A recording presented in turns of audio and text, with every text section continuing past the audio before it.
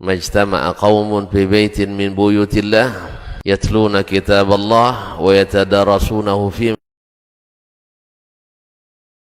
anahimus sakinah wa ghasyiyatuhumur rahmah wa haffat bihimul malaikah wa dzakarahumullahu fi man indah. Tidaklah suatu kaum duduk di salah satu rumah Allah membaca ayat-ayat Allah dan sama-sama mempelajarinya kecuali turun kepada mereka as-sakinah, ketentraman dan kenyamanan, wa ghasyiyatuhumur rahmah, dan mereka diliputi pula oleh rahmat, kasih sayang dari Allah Subhanahu wa taala, wa haffat bihimul malaikah, dan mereka pun dikelilingi oleh para malaikat karena malaikat suka majelis-majelis zikir dan ilmu. Wa dzakarahumullahu fi man indah, dan Allah akan banggakan sebut-sebut mereka di kalangan malaikat-malaikat yang ada di sisinya, di masyarakat atas. Mudah-mudahan kita termasuk yang sering disebut-sebut di sisi Allah di kalangan para malaikat, dan di akhir majelis ini mudah-mudahan kita pula mendapatkan seperti yang tersebut dalam hadis qudsi, qumu maghfuran lakum, silahkan berangkat meninggalkan majelis ini dalam keadaan diampuni dosa-dosa kalian.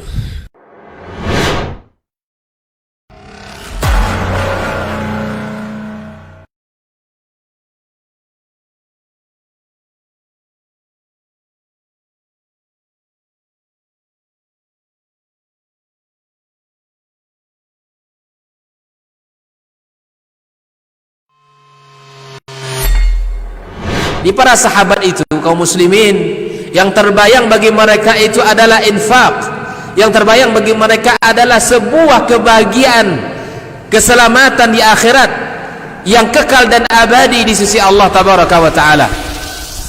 Semua kita boleh klaim sekarang, kamu cinta Nabi, cinta Ustaz, cinta Nabi, cinta Ustaz, termasuk saya, cinta Nabi, cinta. Kapan tahunya? Besok di akhirat. Maka apa kata Nabi sallallahu alaihi wasallam? Amalur rajuli biyadih.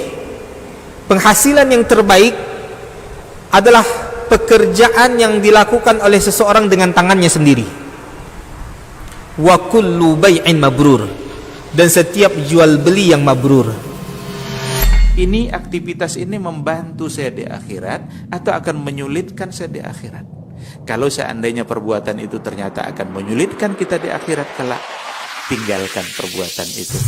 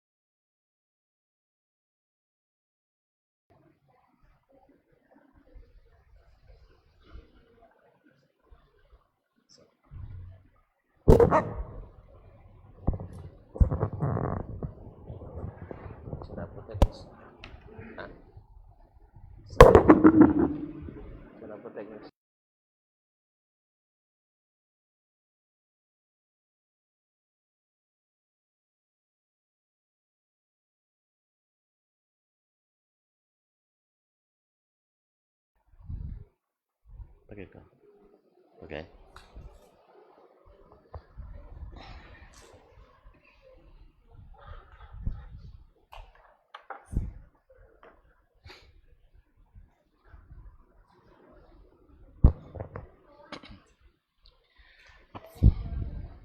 Bismillah.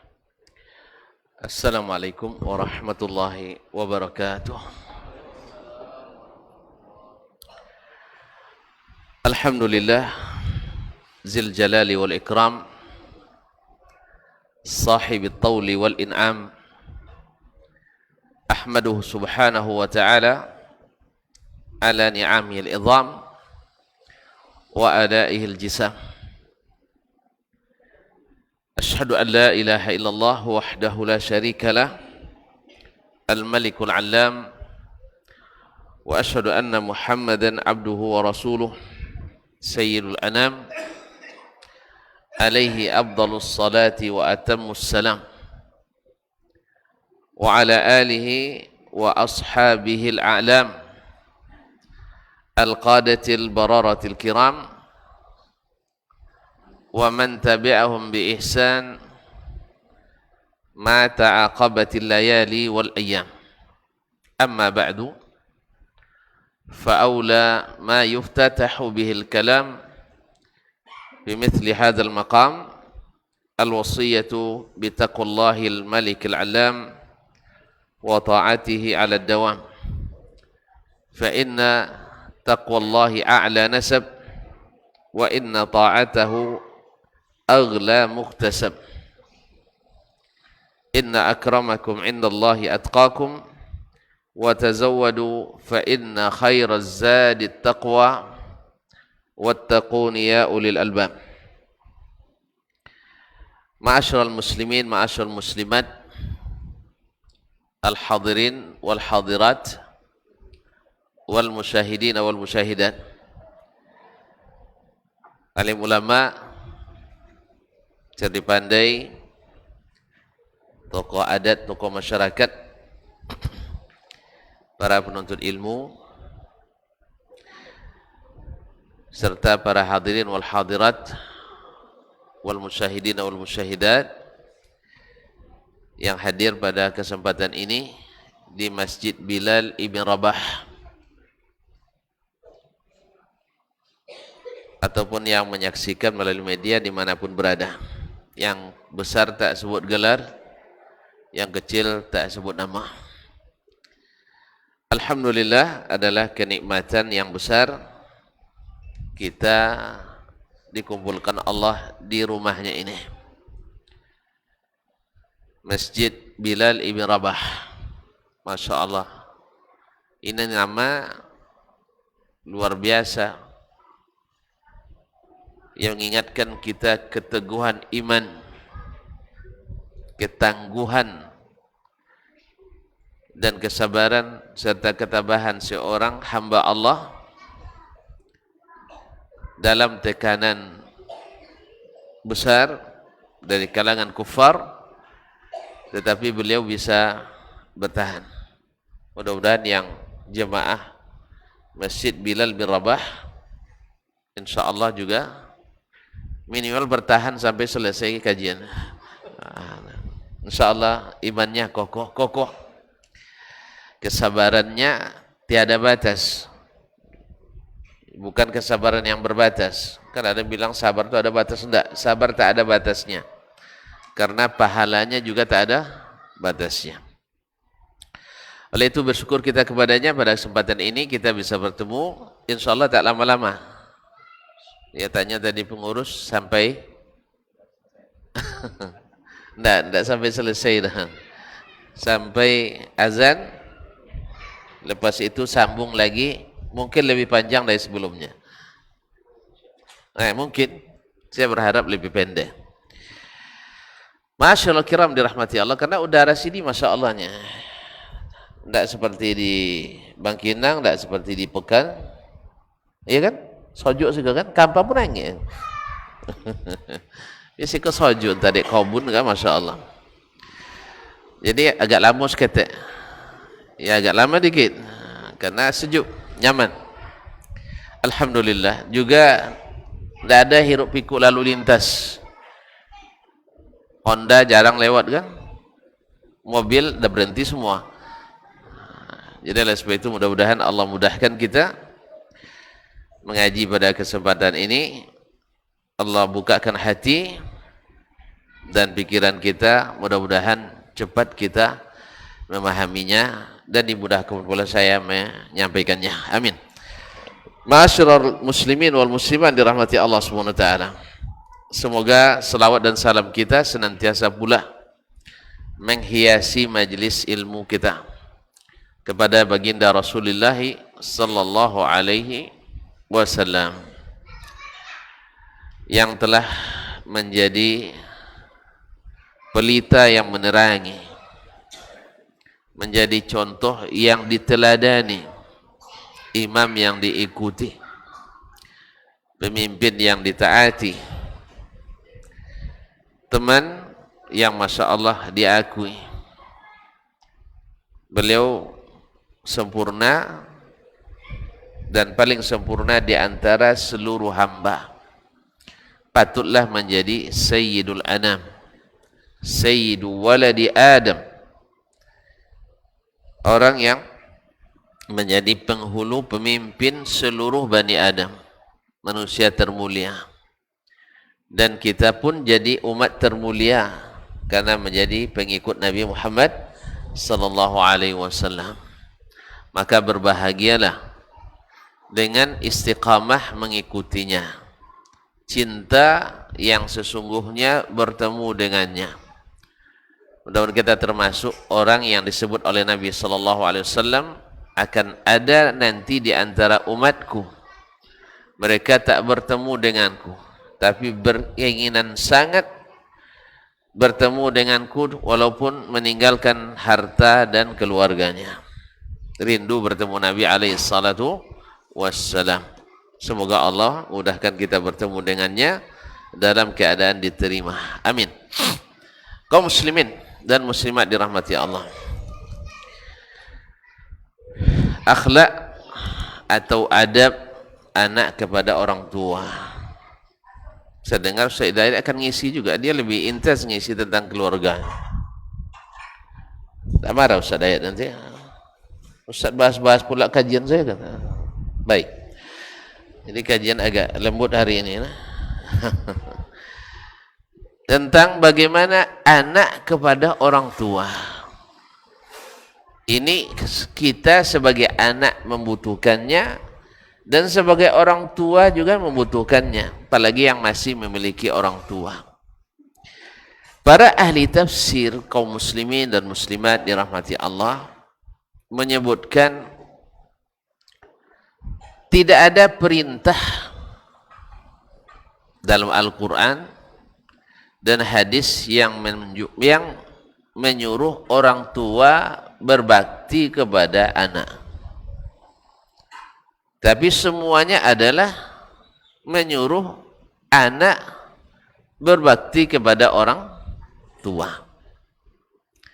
Subhanallah. Kenapa?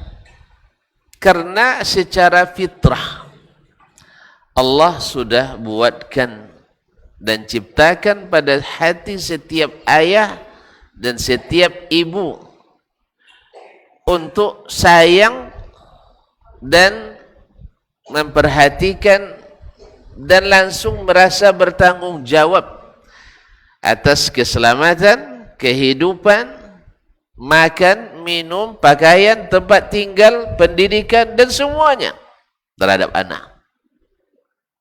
Ya kan? Alhamdulillah, tak pun ada ayat, tak ada hadis, Masya Allah, ayah dan emak mesti sayang pada anak. Tak disuruh pun pasti kasih makan sama anak. Itu biasa. Ayah memberi makan anaknya, itu fitrah yang Allah jadikan. Alhamdulillah atas fitrah ini. Alhamdulillah atas fitrah ini. Ayah dan mak dibuat Allah SWT sayang kepada anaknya. Dan sebaliknya, anak berbakti pada orang tua itu banyak perintahnya, banyak sekali perintahnya. Padahal kan sebenarnya ayah menyia-nyiakan anak kan tidak boleh juga, dosa juga ya. Ya, mak tidak menyusukan anaknya dengan sengaja, membiarkan anaknya mati, berdosa pada berdosa juga. Ini tidak ada perintah khusus. Tidak ada perintah khusus berbakti pada anak. Dan sebaliknya, perintah berbakti anak kepada orang tua sangat banyak dalam Al-Quran, dalam hadis Nabi alaihi salatu wassalam. Karena apa? Karena baktinya anak kepada orang tua yang menuntut darinya takalluf, yaitu mesti diusahakan, mesti diupayakan. Ya, bakti anak kepada orang tua itu takalluf, artinya mesti diusahakan, tidak fitrah. Ya, tidak secara fitrah seperti orang tua menyayangi anaknya. Makanya di saat ada seorang laki-laki datang ke Umar bin Khattab radhiyallahu taala anhu yang menyampaikan bahwa ibunya sudah tua renta, punggungnya adalah kendaraan ibunya, artinya selalu dijangki bahasa kitanya, dia yang selalu bawa ibunya, dan bahkan seperti anak-anak kapan mau buang hajat kecil atau besar tanpa diberitahu sudah buang hajat di punggung anaknya tadi. Subhanallah. Lalu dia bertanya, ya, nah dia yang menyiapkan makannya, dia yang menyuapi, dia yang bersihkan ceboknya dan sebagainya, menyiapkan makanannya, mewudukkannya, mengangkatnya kemana sana kemari. Allahu Akbar. Tapi kata Umar, belum. Apakah ini sudah bisa membalas jasa ibu saya kepada saya? Kata Umar, belum. Apa sebab? Kanat dulu dia taf'alu dzalika bik, melakukan itu kepadamu, wa tatamanna baqa'ak. Ketika ibumu dulu melayanimu, menggendong ke sana kemari, dan sebelumnya dalam keadaan hamil 6 bulan atau 6 tahun? 6 bulan, 6 bulan. Oh 9, Masya Allah. Ini terpengaruh kaji semalam nih. Iya, 6 bulan hamil paling singkat syar'i. Masyaallah kiram dirahmati Allah Subhanahu wa taala. Hamil, melahirkan dan seterusnya. Bahkan sampai pun kita sudah jadi orang besar, jadi presiden misalnya, tetap dianggap buyung oleh mak kita. Iya dah? Tetap sayangnya dah habis. Dah jadi presiden, yong katanya, dipanggil juga buyung sama kita. Kalau orang acu yang jadi presiden kan? Sawang namanya. Kalau betul ilmu bau. Ndak sayang tu sawang. Sawang. Tapi ala kulli hal, kaum muslimin dan muslimat dirahmati Allah SWT, dulu dia melayanimu di saat kau masih kecil, buang hajat sembarangan. Kan buang hajat sembarangan kita. Kadang sedang makan, pipis. Kadang sedang salat, amak sedang rukuk, naik ke atas sejadahnya, kita pipis di situ. Subhanallah. Tapi mak kita, ayah kita sabar. Apa namanya? Fitrah yang Allah berikan tadi, nikmat yang Allah berikan. Wa kanat tatamanna baqa'ak. Saat itu dia melayanimu, memberi makan, mendidik, menjaga dan seterusnya. Dia saat itu mengharap kamu umurnya panjang, betul? Betul? Mengharap kamu tetap hidup. Tetapi kamu melakukan itu, gendong orang tua, menyucikan, membersihkan kotorannya, memandikannya, menyucikan pakaiannya, memasakkan makanannya, mewudukkannya, dan seterusnya. Dengan harapan, lama ceneko ndak begitu ya? Panjang Muhammad ada ceneko tahu gitu. Banyak di antara anak melakukan itu dengan harapan amak cepat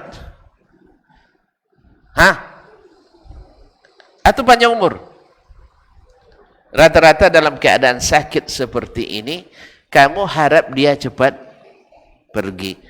Ya tentu saja alasannya bukan karena benci, tidak. Kalau benci dia tidak mungkin itu. Bukan.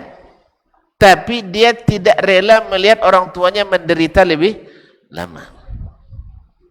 Oleh sebab itu tidak sama katanya. Orang yang menjaga kita dengan harapan tumbuh kembang terus hidup, dengan orang yang menjaga ngurus kita dengan harapan dia cepat pergi. Ini kata Umar radhiyallahu taala. Ma'asyiral kiram dirahmati Allah Subhanahu wa taala. Ini orang tua kepada anak. Oleh sebab itu kaum muslimin dan muslimat, para ulama menyebutkan tidak ada suatu pun amalan, suatu pun ibadah yang lebih menyelamatkan kita dengan menghapuskan dosa-dosa kita, menaikkan derajat kita, membahagiakan hidup kita, memberkahi rezeki kita, mengundang rahmat Allah kepada kita, membuat anak-anak kita anak-anak yang saleh, istri kita istri-istri yang taat, keluarga kita yang sakinah mawaddah warahmah, dan seterusnya. Setelah tauhid tak ada yang lebih besar kecuali birrul walidain, kecuali berbakti kepada orang tua dengan segala makna, dengan segala maknanya. Allah berfirman, wa qada rabbuka alla ta'budu illa iyyahu wa bil walidaini ihsana. Imma yablughanna indaka al-kibara ahaduhuma aw kilahuma fala taqul lahumā uffin wa la tanharhumā wa qul lahumā qawlan karīmā rabbukum a'lamu ma fi sudurikum in takunu salihin ila akhir ayat. Ma'asyiral kiram dirahmati Allah, Rabbmu telah memutuskan. Ini bahasanya qada. Qada itu keputusan hukum yang punya keputusan hukum tetap. Ini qada. Ibarat ibarat kasus sudah putus. Wa qada rabbuk, Rabbmu telah memutuskan. Ini hukum tak bisa lagi diganggu gugat.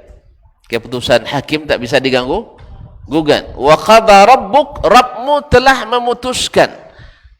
Tidak ada lagi tidak lagi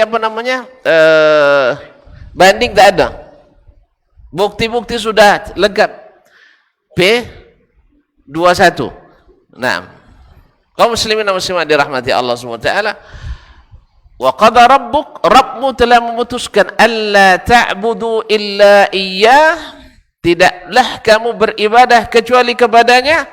Selepas itu wa bil walidaini ihsana, an tuhsinu ila al walidaini ihsana, yaitu kalian mesti pula berbuat baik kepada kedua orang tua. Apa batasannya itu? Nah, Nabi Allah Subhanahu wa taala menyebutkan batas minimalnya, batas minimal kedurhakaan.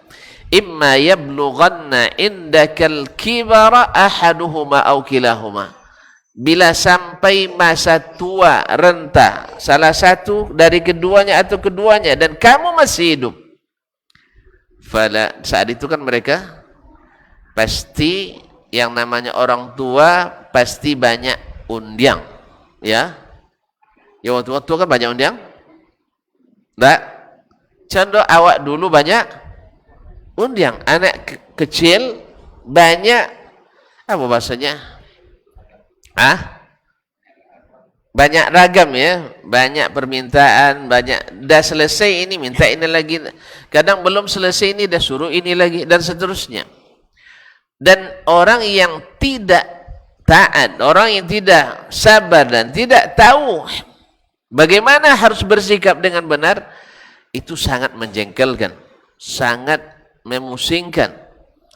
Kalau sudah lah buat koleknya. Kaum muslimin dan muslimat, seperti anak kita Saya ayu dah. Alun selesai balap ayu. Lapo calo gole cie. Alun selesai bongi tak gede boleh kacu apa? Baca gole. Tak sehat lah gulai. La haula wala quwata illa billah. Nah, ketika saat seperti itu kata Allah SWT, fala taqul lahuma uff. Jangan engkau katakan uff. Uff itu kalimatut tadajjur wa tasakhud. Kalimat yang diucapkan oleh seseorang dalam keadaan tidak senang. Dan itu belum masuk celaan. Kalau bahasa kita katanya. Membiang usaha je kan? Jadi kaum muslimin dan muslimat, enggak. Tanda tidak suka, enggak boleh sama sekali. Sebagaimana kita sebenarnya juga ketika melihat anak berbuat seperti itu, yang paling bagus marah-marah atau tidak marah? Poca goleci. Ambil sapu obatnya 10 kali. Sudah itu bawa ke puskesmas. Golek gelas harganya 5.000, habis itu obat anak habis 500.000. Lebih baik marah itu kaum muslimin dan muslimat yang dirahmati Allah SWT. Nabi ngajarkan kita marah. Kalau marah itu tidak boleh memukul sampai berbekas. Bahkan marah itu cukup dengan sikap. Kalau biasanya menyapa keluarganya dengan, ya Aish, bagaimana kamu sekarang, cukup assalamualaikum, selesai. Tidak pakai kaifa haluk. Itu marahnya Nabi SAW. Kita tidak pecah gelas satu, ambil sepai lidi, tahu sepai? Sapu lidi, ban tangkai. Tidak ada sapu, tangkainya dipukulkan ke anak. Sebanyak langkah PK pasok membeli gole itu. Iya, kaum muslimin orang-orang, apalagi orang-orang kampung dulu. Jadi sampai dewasa pun teringat olehnya. Oleh itu kaum muslimin dan muslimat dirahmati Allah SWT, maka bila datang masanya, di saat mereka sudah tua renta, kamu masih hidup, dan melakukan sesuatu yang tidak menyenangkan, jangan katakan kalimat uff. Kalimat uff. Ma'asyiral kiram dirahmati Allah. Banyak kisah diriwayatkan oleh para ulama. Tapi sebelum kita sebutkan, apa yang kami lihat sendiri di antara guru kami di Madinah, Masya Allah. Kalau bulan puasa, kami kadang-kadang bergantian datang ke rumahnya untuk berbuka. Entah apa pada masa itu, orang tuanya Masya Allah, dia sudah profesor, dah tua juga, orang tuanya masih hidup dan masih tegap, masih bisa aja kadang-kadang jalan kaki ke Masjid Nabawi yang jaraknya hanya sekitar dari rumahnya lebih kurang 5 kilo cuma. Kadang-kadang masih bisa jalan kaki orang tuanya. Nah, apa sebabnya? Petang itu agak terlambat, orang dah mau azan, pembukaan belum turun. Coba, ayahnya tadi di rotannya anak yang sudah profesornya. Coba anak lihat, kalau kita antum profesor di depan mahasiswa antum di rotan oleh ayah, apa kira-kira? Bambi apa gahannya? Nauzubillah. Tapi subhanallah, ini anak Masya Allah baktinya luar biasa. Makanya tidak sia-sia dia dapat gelar profesor ini. Tak berubah raut mukanya, diam, tak ada menjawab apa-apa, tak keluar dari kalimat-kalimat subhanallah. Kami dulu kalau baca kisah kan Masya Allah, ternyata ada sampai hari ini masih ada orang-orang yang menerapkan itu. Makanya kami lihat sendiri dengan mata kepala sendiri, anak-anaknya pun kepada orang tuanya yang kena rotan tadi juga seperti itu. Kaum muslimin dan muslimat dirahmati Allah, sampai anak-anaknya, maaf, yang tadi profesor ini, adiknya juga profesor di bidang yang lain, bila ayah mereka masuk, kita lihat, bila ayah mereka masuk, mereka diam. Nah, awak sampai kalau masuk ayah tambah yeyo cito je kawan. Dia enggak. Bila masuk ayahnya mereka diam. Luar biasa kaum muslimin dan muslimat dirahmati Allah. Oleh itu ada diriwayatkan oleh Al-Kharaiti dalam Makarimul Akhlaq, dan At-Tanuhi dalam Al-Miswar Al-Muhadarat, Umar ibn Zar atau Zar bin Umar, salah seorang tabi'in, ketika meninggalnya anaknya, dia menangis, tidak berhenti menangis, tapi tidak meratap. Ya, orang kan heran, dia ulama besar, tapi menangis kok seperti itu. Ya, tak? Ya, sebab salah kita ni, tidak nangis, tidak dia apa je nak mati ni. Iya, tidak baik, yo nangis kan, kecil, tidak sedia nak mati dah, padahal hati di dalam, tak di luar. Nyado kadang tak kena nangisnya, iyo tapi hati gembira. Adanya mata buayu kan. Tapi kalau nangis ya, apa lo corosatnya? Cito sabar tiba tak sabar. Jadi beliau menangis luar biasa. Lalu ditanya oleh sahabat-sahabatnya atau murid-muridnya, Syekh, kenapa nak menangis begitu betul? Lalu dia bilang, wallahi, anaknya banyak, tapi yang ini luar biasa. Wallahi innahu la abarru wa auladi bi. Ini adalah anakku yang paling berbakti. Gimana baktinya? Subhanallah. Wallahi la ya'kul hatta akul. Dia takkan pernah makan sebelum aku makan. Kalau dulu memang tua dulu batur dia kan bakal ayun kena si ayah. Sebelum ayah makan, anak tak boleh makan. Itu tidak, bukan itu. Tidak. Dia tidak akan makan sebelum aku makan. Dan tak akan meninggalkan majlis sebelum saya selesai. Dan bila dilihatnya saya mau keluar rumah, dia lebih duluan ke pintu menyiapkan sendal saya. Kalau ada anak macam itu, Subhanallah. Kalau abe kan PK kantor pagi dia motor sudah ngende. Bersyukur tak? Kaum muslimin dan tak akan pernah tidur di waktu malam sebelum dia menyaksikan saya sudah sempurna tidur. Dia tak lolok sebelum ayah lolok. Dia yang jaga orang tuanya. Dan belum saya bangun dia sudah siapkan air wuduk saya. Kalau musim dingin siapkan air panasnya. Kalau condeku anaknya umur 10 tahun lalu antum bini kan? Iya 10 tahun antum bini lah. Kalau boleh bini 10 tahunnya? Kalau lah balik ya, taib. Kaum muslimin dan muslimat dirahmati Allah. Kalau batino 9 tahun antum lelaki.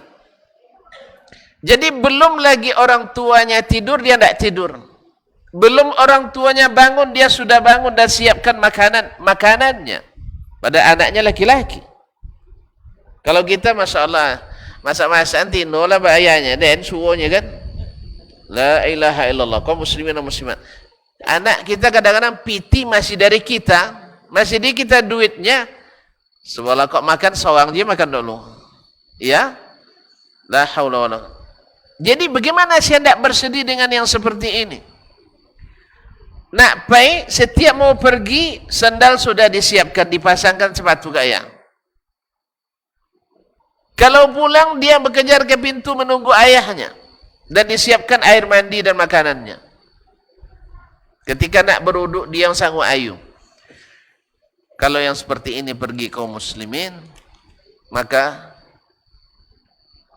luar biasa bersedihnya orang tua ini kaum muslimin. Anak Zar ibn Umar rahimahullah ta'ala. Jadi orang-orang dulu dengan orang tuanya sampai-sampai di antara mereka seperti Abdurrahman ibn Abi Hatim Ar-Razi. Abu Hatim Ar-Razi salah seorang ulama hadis besar di masanya sedunia dan sampai hari ini jadi rujukan orang dalam ilmu ilmu hadis. Anaknya Abdurrahman juga ulama besar seperti ayahnya. Tapi karena ayah lebih termasyhur, anak tertimbun. Itu kalau bahas, kalau dalam ilmu ini, ayah terlalu masyhur, anak payah terkenal. Tapi kalau anak terkenal, ayah terbawa. Nah, macam Imam Ahmad, anaknya Abdullah lebih tidak kurang dari ilmu ayahnya, hafalan hadisnya, fikihnya. Tetapi ayahnya lebih masyhur sehingga Abdullah tidak begitu dikenali. Nah, Ibnu Abi Hatim rahimahullah yang menyalin ilmu ayahnya, ilmu pamannya Abu Zur'at Ar-Razi, ilmu Imam Al-Bukhari dan seterusnya, beliau itu berkata, "Lau talabtum minni kaifa asifu wajha abi lama utiq." Andainya kalian minta saya menyebutkan bagaimana wajah ayahku, saya tak bisa. Subhanallah. Lianni lam usbi'in ainin nazara fi wajhi abi. Saya tak pernah berani menatap wajah orang tuaku. Jangan kan tidak pandai jadi ayah tidak. Sebagian kan masya Allah. Gara-gara piti tuan sekolah terlambat B-nya, bakal nak sabu ayah tak pandai jadi ayah jaya. Tu kan dola kama adalah mak ndak ada orang jantan dan lain berdinyo amat nikah. Nas'alullah as-salamata wal afiyah. Kaum muslimin dan muslimat, demikian juga Abdullah bin Ahmad rahimahullah taala, Salih bin Ahmad. Jadi mereka adalah orang-orang yang dalam berakhlak kepada orang tuanya luar biasa. Kaum muslimin dan muslimat dirahmati Allah SWT. Abu Hurairah radhiyallahu taala anhu terkenal dengan birrul walidain, ya, sampai beliau ketika jadi gubernur di Madinah takkan berangkat bekerja kecuali terlebih dahulu mengurus ibunya, salam ke ibunya dulu, dan takkan pulang ke rumah kecuali pergi ke ibunya dulu, baru pergi ke anak dan istrinya, sehingga yudrab bihil mathal, sampai-sampai disebut dalam tamsil, sampai-sampai kalau ada orang yang tidak mencintai Abu Hurairah, dia ahli neraka ini. Sebab Abu Hurairah sangat mencintai orang, menghormati ibundanya, sehingga dengan demikian sampai-sampai karena demikian baktinya Abu Hurairah, akhirnya ibunya mau masuk Islam. Kenapa? Pertimbangan tadi. Ma'asyiral kiram yang dirahmati Allah Subhanahu wa taala. Orang-orang seperti dikatakan oleh Al-Kharaiti dalam Makarimul Akhlaq, At-Tanukhi dalam Al-Ilmash wal Muhadarat, dia menyebutkan ada seorang anak yang terkenal dengan baktinya kepada orang tuanya. Tapi di zaman Hajjaj ibn Yusuf Al-Thaqafi, sang penguasa zalim, ya, penguasa yang luar biasa zalimnya, yang haus darah, yang ini ditafsirkan oleh Asma binti Abi Bakar, yang dimaksud dengan hadis Nabi alaihi salatu wassalam, sayakhruju min Thaqif kazzabun wa mubir, akan keluar nanti dari Bani Thaqif. Bani Thaqif itu di mana? Di danau? Bukan, di Taif. Nisbat kepadanya As-Thaqafi. As-Thaqafi. Akan keluar dari Bani Thaqif nanti satu kazzab, pembohong besar, dan mubir, perusak besar. Siapa kazzab? Mukhtar bin Abi Ubaid Al-Thaqafi, mengklaim atau menjadi nabi palsu. Yang kedua, mubir, perusak besar, Hajjaj ibn Yusuf Al-Thaqafi. Jadi banyak ulama yang dibantai di masanya. Ala kulli hal, nah di antara ada seorang anak laki-laki, anak muda yang dikenal dengan bakti kepada orang tuanya, kena pula masuk penjara di masa itu bersama ayahnya. Dan untungnya dia bersama ayahnya satu sel. Masyaallah kiram yang dirahmati Allah SWT. Biasanya sebelum dia masuk penjara, ayahnya yang sudah renta ini kan tidak bisa berwudu dengan air dingin. Harus dipanaskan airnya. Dialah yang senantiasa memandikan ayahnya ini dengan air panas. Dialah yang senantiasa menyiapkan makanannya, mewudukkan dan seterusnya, ngurus orang tuanya ini. Tanpa ada rasa jijik dan benci sedikit pun. Kaum muslimin dan muslimat dirahmati Allah SWT. Nah, pada di penjara kan tidak mungkin dia melakukan itu.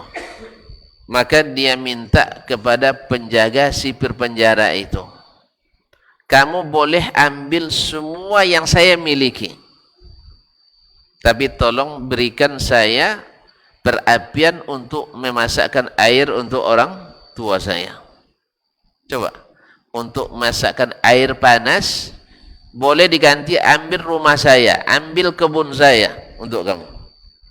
Begitu berharganya dia melayani ayahnya tadi. Dia nangis melihat kondisi ayahnya di luar penjara sudah menderita, apalagi dalam penjara. Tapi tetap penjaga tidak berani, takut sama Hajjaj ibn Yusuf Al-Thaqafi. Karena bagi dia itu memenggal kepala orang lebih mudah daripada memetik jambu madu. Ada buah? Oh, tidak ada. Ada sebelah dah? Masya Allah, tabarakallah. Oh, ini beliau. Ada buah dah. Bagi Hajjaj ibn Yusuf Al-Thaqafi, memisahkan kepala orang lebih mudah daripada memetik. Anda ada jambu duyan lah. Duyan? Dia tidak ada juga. Lain, duyan. Apa nanggut yang patau diannya? Kan sanangnya? Nah, bagi Hajjaj ibn Yusuf Al-Thaqafi, sang zalim tersebut membantai orang lebih mudah daripada memetik durian bawor. Musangking? Montong. Ada yang montong. Ada can nampak. Kaum muslimin dan muslimat dirahmati Allah. Ini untungnya kalau datang ke kebun. Kaum muslimin dan muslimat dirahmati Allah. Tidak mau orang tuh, takut dia. Takut nanti kepalanya dipenggal oleh Hajjaj ibn Yusuf. Padahal tawaran luar biasa, minta cewek ya kompor, diganti dengan rumah, tanah, kebun. Kan kesempatan loh. Orang ini kenapa dia mau? Untuk ayahnya, untuk berbakti pada ayah, tapi tetap tidak dia dapatkan. Akhirnya apa yang dia lakukan? Maka di malam hari atau malam hari menjelang subuh, dia nyalakan lampu. Ada dia lampu api kan, api lampu di penjara itu tidak strong kan, lampu biasa, lampu palito, lampu togok, palito apa, dendeng. Jadi itu ambil cek, itu dipegang sampai angin. Kira-kira langit ayu nanti bakal bau jagung ayam untuk solat subuh, dia yang wudukkan dengan air itu. Nampak dek sipir tadi, nampak dilarang menghidupkan lampu di malam hari kalau aturan bau. Memang orang zalim ni memang asal nampak sekedeknya peluang untuk keringanan, dia ganti buat aturan baru untuk menyengsarakan. Dia ganti buat aturan tidak boleh menyalakan lampu di malam hari demi penghematan bahan bakar. Allah musta'an. Jelas? Ini apa yang dia lakukan? Api tidak ada, kompor tidak ada. Ayah tak mungkin berwuduk kecuali dengan air yang hangat. Airnya apa dia lakukan? Itulah dia lakukan, cerek itu diambil airnya, isi lagi, diletakkan di atas perutnya. Kan pawi kan agak sekena, letakkan di atas perut. Makanya kucang lewat lolok te pawi awak. Ya bagi yang penyayang kucang, Kucing tahu? Kucing. Nah, suka tidur di atas perut kita karena hangat itu. Diletakkan di situ, dia putar-putar terus, diguncang-guncang sampai bapolah kan angin pawinya. Itu yang dia lakukan tiap malam untuk mewudukkan ayahnya di waktu subuh. Berarti tidak bisa nyolok? Bisa tidur? Bisa tidur? Ya enggak. Paling sedikit tidurnya kaum musliman dan muslimat dirahmati Allah. Bahkan dia membantu orang tuanya. La azan wajah. Baik, silakan azan dulu.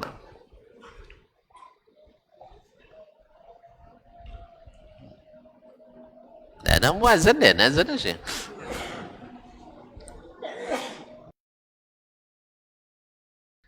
Majtama'a qaumun fi baitin min buyutillah yatluna kitab Allah wa yatadarasunahu fima bainahum illa nazalat alaihimus sakinah wa ghashiyatuhumur rahmah wa haffat bihimul malaikah wa dzakarahumullahu fiman indah.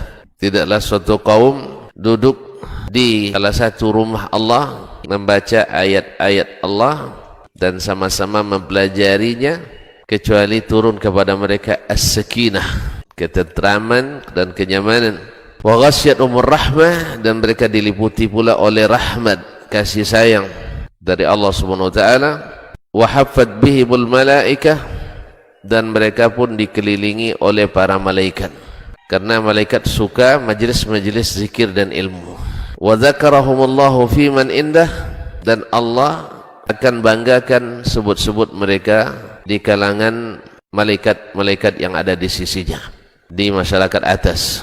Mudah-mudahan kita termasuk yang sering disebut-sebut di sisi Allah, di kalangan para malaikat. Dan di akhir majelis ini mudah-mudahan kita pula mendapatkan seperti yang tersebut dalam hadis qudsi, qumu maghfuran lakum, silahkan berangkat meninggalkan majelis ini dalam keadaan diampuni dosa-dosa kalian.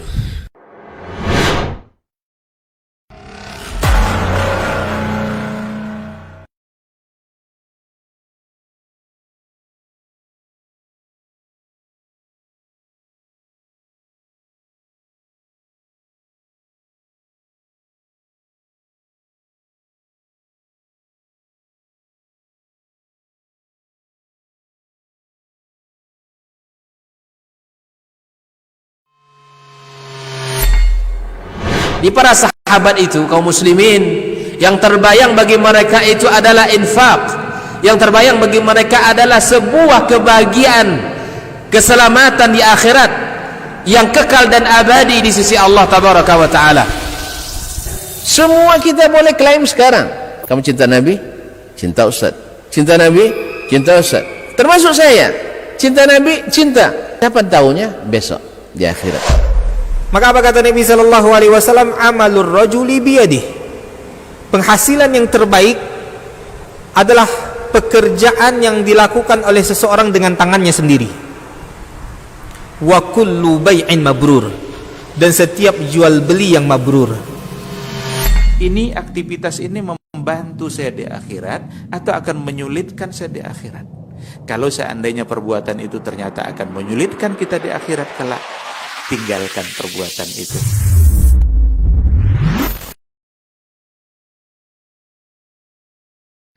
Majtama'a qaumun fi baitin min buyutillah yatluna kitab Allah wa yatadarasunahu fima bainahum illa nazalat alaihimus sakinah wa ghashiyatuhumur rahmah wa haffat bihimul malaikah wa dzakarahumullahu fiman indah.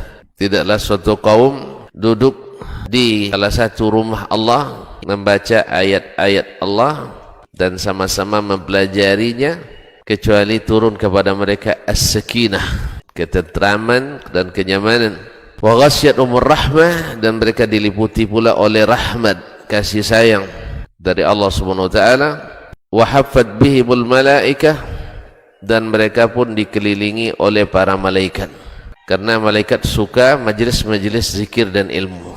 Wa dzakarahumullahu fiman indah, dan Allah akan banggakan sebut-sebut mereka di kalangan malaikat-malaikat yang ada di sisinya, di masyarakat atas. Mudah-mudahan kita termasuk.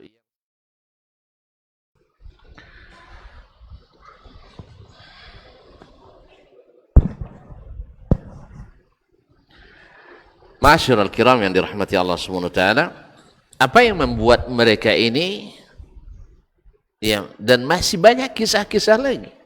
Tuan-tuan masih ingat kisah 3 orang yang terkepung atau terkurung dalam gua, yang salah satu mereka diselamatkan Allah dengan amalan andalan masing-masing. Yang salah satunya adalah diet biasa, setiap hari tidak memberi makan dan minum anak dan istri sebelum orang tuanya, ayah dan maknya yang sudah tua. Ini perlu kita ingatkan, karena tidak jarang kita, seperti yang disebutkan oleh para penyair, banyak orang kalau sudah beristri, gara-gara menyenangkan istri, membuat orang tua terlantar. Ini sebaliknya. Ini sebaliknya. Gara-gara menyenangkan orang tua, istri boleh dilambatkan. Jadi dia katakan, ya Allah, saya dulu punya orang tua, ayah dan emak, yang sudah tua. Setiap hari saya perahkan susu, dan saya tak akan beri minum anak dan istri sebelum kedua orang tua saya minum. Allah. Tapi sampai pada suatu hari, terlambat saya sedikit, emak dengan ayah sudah tertidur.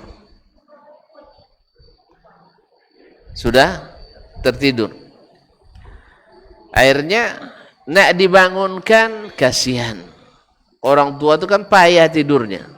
Kalau udah tidur, dah terbangun, kadang sampai pagi tak tidur lagi dia. Akhirnya saya pegang terus dengan harapan mereka sendiri yang bangun. Subhanallah, tidak boleh bangun kecuali menjelang subuh. Lomak lolo ya, dari sonjo sampai menjelang subuh. Anak menangis karena ingin minum susu. Istri kan tak nangis ya kan? Pasti nangis tengok anaknya. La ilaha illallah Muhammad. Tapi dia tidak berikan karena orang tuanya tadi. Maka seandainya aku melakukan itu karenamu ya Allah, maka selamatkan kami dari musibah ini. Maka bergerak sedikit dalam kisah yang masyhur tersebut. Oleh itu kaum muslimin dan muslimat, mereka paham betul bahwasanya sekali lagi tidak ada yang lebih diharap menyelamatkan kita, dibersihkan dari dosa-dosa, diberikan rahmat, diampuni, diberkahi, mendapatkan anak-anak yang taat setelah tauhid, melebihi bakti kepada orang tua. Makanya Nabi SAW banyak sekali hadisnya dalam masalah ini. Al-walid awsatu awwabil jannah. Orang tua itu adalah pintu surga paling tengah. Biasa pintu paling tengah paling, ya, pintu surga yang paling tengah. Biasa pintu yang paling tengah yang paling sempit atau paling lapang? Paling istimewa yang paling tengah. Oh muslimin dan muslimat dirahmati Allah SWT. Kau datang Pak Presiden lewat pintu belakang Pak gitu ya. Kau muslimin dan muslimat dirahmati Allah. Kemudian Nabi SAW juga mengatakan, raghima anf, celaka siapa itu, man adraka walidayhi indal kibari au ahadahuma falam yadkhulil jannah. Siapa yang bertemu dengan ayahnya dan ibunya atau salah satu di keduanya di saat mereka tua tapi tidak membuatnya masuk surga, ya rusak, celaka kita. Ma'asyiral kiram dirahmati Allah SWT. Bahkan birrul walidain atau berakhlak pada orang tua bukan sebatas orang-orang yang beriman saja di antara mereka. Bahkan ketika mereka memaksa kita sekalipun untuk berbuat syirik yang merupakan dosa terbesar. Syirik kan tidak bisa diampuni itu kan? Andainya orang tua kita memaksa untuk melakukan dosa yang paling dibenci Allah, yang tak mungkin diampuni Allah Tabaraka wa Ta'ala, namun anak tetap tidak boleh kecuali berakhlak yang mulia kepada orang tuanya. Wa in jahadaka ala an tusyrika bima laysa laka bihi ilmun fala tuti'huma wa sahibhuma fid dunya ma'rufa. Andainya keduanya, ayah dan ibumu, memaksamu untuk menyekutukanku dengan sesuatu. Kalau makanan saya bantu oleh saya. Tidak apa-apa, teruskan. Kaum muslimin dan muslimat dirahmati Allah SWT. Andainya keduanya memaksa kamu menyekutukan aku dengan sesuatu, jangan taati. Jangan taati. Tapi wasahibhuma fid dunya ma'rufa. Tapi kalau dalam akhlak kamu mesti bersahabat dengan keduanya, mesti melayani keduanya dengan cara yang ma'ruf. La ilaha illallah. Kaum muslimin dan muslimat dirahmati Allah, begitu adilnya Allah tabaraka wa taala, begitu rahmatnya Allah tabaraka wa taala. Ma'asyiral kiram yang dirahmati Allah SWT. Oleh sebab itu diceritakan oleh diriwayatkan oleh Imam Al-Bukhari dan Muslim dalam As-Sahihain bahwasanya ada dalam suatu peperangan ada seorang wanita yang kehilangan bayinya, wanita tawanan. Maka dia berlari ke sana kemari mencari bayinya tadi. Ya maksud perang kan kadang tertinggal kan? La ilaha illallah. Sampai dia bertemu dengannya, Masya Allah, dia peluk, dia cium, dia usap, kemudian dia susukan sambil bertetes berlinang air mata. Nabi SAW melihat keadaan itu bersama para sahabat. Lalu Nabi katakan, berikan pelajaran pada sahabat. Atarawna anna hadhihi taqdhifu waladaha finnar? Menurut kalian mungkin tak ibu ini memasukkan anaknya ke dalam neraka, ke dalam api? Jawab mereka, la. Wallahu arham bi'ibadihi min hadhihi biwaladiha. Allah lebih penyayang kepada hambanya dari ibu ini kepada anaknya. Maka tidak mungkin Allah melemparkan kekasihnya ke dalam api neraka. Allah amat penyayang kepada kita. Maka diberikannya keadilan itu supaya mudah-mudahan orang ini akan kembali. Banyak contoh di kalangan sahabat radhiyallahu ta'ala. Tadi Abu Hurairah radhiyallahu anhu, dia muslim, ibundanya kafir, tidak mau masuk Islam, bahkan mencela Nabi alaihi salatu wassalam. Tetapi birrul walidain, ya daku Abu Hurairah, menyebabkan rahmat Allah turun kepada ibundanya sehingga dia dapat hidayah. Coba kalau seandainya kaum muslimin, Abu Hurairah tidak berbakti kepada kedua orang tuanya, karena orang kafir ngapain itu? Tapi kenapa? Abu Hurairah tetap berbakti. Akhirnya dengan baktinya Abu Hurairah turun rahmat Allah kepada orang tuanya. Bahkan suatu hari Abu Hurairah datang ke Nabi SAW, tidak tahan lagi mendengar ibunya mencaci maki Rasulullah SAW. Maka dia ingin, ya Rasulullah, tolong doakan ibu saya. Maksudnya doa dicelakakan. Tetapi Nabi SAW mengangkat kedua tangannya dan berdoa, ya Allah, berikan hidayah kepada ibu Abu Hurairah. Allahu Akbar. Maka kembali Abu Hurairah radhiyallahu ta'ala an, dan dia dapatkan ibunya sudah bersiap-siap untuk mandi dan mengucapkan kalimat asyhadu an la ilaha illallah wa asyhadu anna Muhammadar Rasulullah. Lihat, ya ternyata anakku dengan mengikut agama baru. Kalau bahasa mereka kan murtad tuh. Kalau bahasa sekarang mungkin alhamdulillah, dengan mengajinya anakku di Masjid Bilal semakin bakti kepadaku. Akhirnya ini membuat ibunya lapang dadanya menerima Islam. Ini juga pesan ya kepada kita bersama, hendaknya semakin mengaji bukan semakin meninggi, tetapi semakin mengaji semakin merendahkan hati. Karena itulah rahmat yang akan Allah berikan kepada orang tua kita. Karena tidak sedikit orang tua kita dah mengaji, orang tua belum mau mengaji. Kita sudah, Masya Allah, melangkah lebih duluan, lebih maju, orang tua kita masih ingin tetap di belakang. Tidak mau men-upgrade, menaikkan kadar imannya.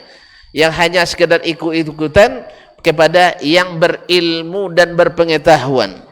Iman yang penuh dengan keyakinan, yang berbuah amalan yang sahih, serta ikhlas karena Allah Tabaraka wa Ta'ala. Nah, ini juga pesan di saat Abu Hurairah semakin mengaji dengan Nabi, semakin berbakti pada ibunya, maka Allah berikan rahmat dan Allah gerakkan lisan Nabi dan hati Nabi SAW mendoakan ibunda Abu Hurairah radhiyallahu taala anhu. Maka tak boleh bosan. Sahabat Nabi SAW ketika di Makkah, Abdurrahman ibn Auf, rata-rata mereka adalah anak-anak bujang yang berbakti pada ibundanya. Di masa jahiliyah sekalipun. Di saat dia masuk Islam, emaknya memaksa. Dengan apa? Mogok makan. Tidak mau makan sampai kamu kembali ke agama nenek moyang. Kalau bahasa kita, kau ngaji jong di situ leh, dan kan makan-makan. Subhanallah. Abdurrahman tidak berubah baktinya kepada amaknya. Tetapi kembali kepada kekufuran, tidak. Dia tegas pula mengatakan, wahai ibu, sesungguhnya seluruh penduduk Mekah, la ilaha illallah, penduduk Mekah semuanya mengenal bahwa saya abarrul aulad bi ummi atau abar waladi bi ummi. Saya adalah orang yang paling berbakti pada orang tuanya. Tapi ketahui wa ibu, law anna laki alfa nafas atau alfa ruh, andainya kamu memiliki nanti seribu nyawa, lalu gara-gara mogok makan ini memaksa saya untuk kembali kepada kekufuran, saya perhatikan ibu mati hidup lagi 1000 kali, saya tidak akan meninggalkan agama ini. Kaum muslimin dan muslimat dirahmati Allah. Begini tegas. Tapi baktinya pada orang tuanya tidak berhenti. Ma'asyiral kiram dirahmati Allah SWT. Ketika Asma binti Abi Bakar Siddiq radhiyallahu taala anha didatangi oleh ibundanya yang waktu itu masih dalam keadaan musyrik. Tetapi dia ingin datang ke anaknya, tentu datang ke anak, tentu nak pulang bawa sesuatu, ya tak? Kan wajar itu. Datang amak ku bawa, pasti nak bawa sesuatu. Nya kau bawa je bawa apa aja. Dia datang pun bawa. Jadi turidus silah, ingin sesuatu. Lalu Asma bertanya ke Nabi SAW, ya Rasulullah, inna ummi atat wa hiya raghibah. Mak saya datang dan dia ingin sesuatu. Apa asiluha, boleh tidak saya bersilaturahim dengannya? Maksudnya memberikan sesuatu. Kata Nabi SAW, berikan kepadanya. Allah, demikian besarnya. Ya, sampai orang tua yang masih dalam keadaan kafir sekalipun, apalagi orang Islam yang belum Nah, ini kita, hati-hati kita. Apalagi orang tua kita yang sudah Islam, yang insya Allah ada can masuk surga, maka tidak boleh kita tinggalkan berbakti kepadanya. Hendaknya semakin mengaji, semakin berbakti. Bukan semakin mengaji, semakin keras hati. Kaum muslimin dan muslimat dirahmati Allah SWT. Jadi mereka paham bahwa inilah yang menyelamatkan setelah tauhid kepada Allah. Karena Allah sandingkan keputusannya, wa qada rabbuka alla ta'budu illa iyyah wa bil walidaini ihsana. Kemudian di samping mengharap itu, mereka juga takut bahwa secepat-cepat balasan yang diterima, secepat-cepat dosa yang diberikan hukuman di dunia adalah durhaka pada orang tua. Adalah durhaka pada orang tua yang Allah cepatkan balasannya di dunia. Maka Nabi perintahkan kepada kita, barru aba'akum, Seperti dalam Al-Adabul Mufrad oleh Imam Al-Bukhari, barru aba'akum yabarrakum abna'ukum. Antum sudah punya anak belum? Iya tuh. Sudah berbini atau belum? Oh belum. Oh kasihan. Taib. Mau berbini? Mau punya anak? Nah, kalau ingin nanti anak dan bininya berbakti kepada antum, maka dari sekarang mesti berbakti pada orang tua. Karena al-jaza'u min jinsil amal. Seperti apa kita pada orang tua, seperti itulah anak pada kita. Maka bila antum mendapatkan kita, saya, tuan-tuan, perempuan mendapatkan anak, mungkin tak perhatian pada kita, maka cepat-cepat istighfar pada Allah. Mungkin kita dulu juga kurang perhatian pada orang tua. Kan tadi saya katakan, kok makan soang je kan? Kalau tadi kan tak makan sebelum ayah makan. Mungkin ayahnya dulu seperti itu pada orang tuanya. Awak tidak. Alun masak lah apa kan nasi lam ambil nara baso asok bu. Oh yang aneh, abeko makan soang je unyonya kan. Maka kita dapat pula anak-anak hari ini seperti itu.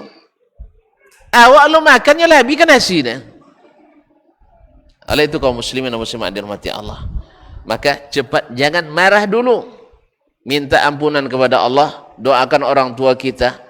Ya mudah-mudahan dengan istighfar kita yang selalu untuk orang tua kita, Allah tutupi kekurangan tersebut dan Allah salihkan anak kita di kemudian hari. Pasti ada sesuatu di antara kita. Demikian juga misalnya menantu ke mertua. Kalau mau nanti suatu saat dapat menantu yang juga menghargai kita, hargailah mertua kita. Karena taat kita kepada suami kita. Sebaliknya, suami pun mesti menghargai mertuanya, orang tua dari istrinya, supaya nanti juga kita dihargai oleh menantu kita. Al-jaza'u min jinsil amal. Seperti apa yang kau lakukan, seperti itu yang kau dapatkan. Makanya Imam At-Tanuhi kembali meriwayatkan dalam Al-Mashwar Al-Muhadarat dari Abdul Muhsin At-Tanuhi, dia menyaksikan ada seorang laki-laki tua ditarik-tarik oleh anaknya dari kakinya di dalam pasar. Sepanjang pasar ditariknya. Contoh pasar, mana pasar juga? Ada no. Ika ba Kuala kan tak ada Kuala pasar. Alai ya, sabut situ wangi orang siko gak awak ke. Nya mau gali di pasar danau tu kan danau tujuh orang. Kaum muslimin dan muslimat dirahmati Allah SWT, ditarik-tarik oleh anaknya, tapi orang itu tidak tahu. Akhirnya datang saya, kata Abdul Musa At-Tanuhi, saya nak melerainya. Kata sang orang tua itu, da'hu, biarkan dia, fa innahu waladi, dia anak saya. Rupanya yang bujang menarik-narik ayaknya tadi, menarik-narik ayak itu adalah di elo ya, di tanah ya. Tahu dia diseret di tanah, bukan ditarik tangannya, enggak. Apa katanya? Fa inni qad jarartu abi fi mithli hadzal makan. Saya dulu juga menyeret ayah saya di pasar ini, dari awal pasar ke ujung pasar. Al jazaa'u min jinsil amal. Balasan yang kau dapat seperti yang kau lakukan. Oleh itu kalau sempat kita, bagi orang tua kita yang masih hidup, pernah kita melakukan kekeliruan kepadanya, saatnya segera untuk minta keridhaannya. Karena jangankan berbuat dosa, pergi berjihad fisabilillah sekalipun tanpa izin orang tua, Nabi tidak restui. Banyak hadis di antara dalam Sahih Bukhari, datang seorang pemuda dari Yaman, datang kepada Nabi sallallahu alaihi wasallam di Madinah. Tuan-tuan tahu tak jarak Yaman ke Madinah? Dokek atau dokek? Mana jauh? Dari Sikokan Kinang. Yaman dari Madinah saja ke Makkah itu lebih kurang 441 kilo. Kemudian dari Makkah ke Yaman lebih lagi dari itu. Jauhnya dia datang ke Madinah, mungkin berjihad kepada Nabi, pergi berjihad bersama Nabi alaihi salatu wassalam. Tapi ketika dia berangkat, dia tinggalkan orang tuanya dalam keadaan menangis. Dalam keadaan menangis, sedih melepas anaknya pergi berjihad. Karena mereka membutuhkan anaknya ini. Maka Nabi tanyakan, ya fata, kaifa ahayyun walidak? Masih hidup dah ayah dan ibumu? Qala na'am ya Rasulullah. Benar Rasulullah. Kaifa taraktahuma? Qala taraktuhuma bakiyaini. Saya tinggalkan keduanya dalam keadaan menangis dengan kepergianku. Wa qala an-nabiy sallallahu alaihi wasallam irji' ilaihima fa adhikhuma kama abkaitahuma. Kembali kepadanya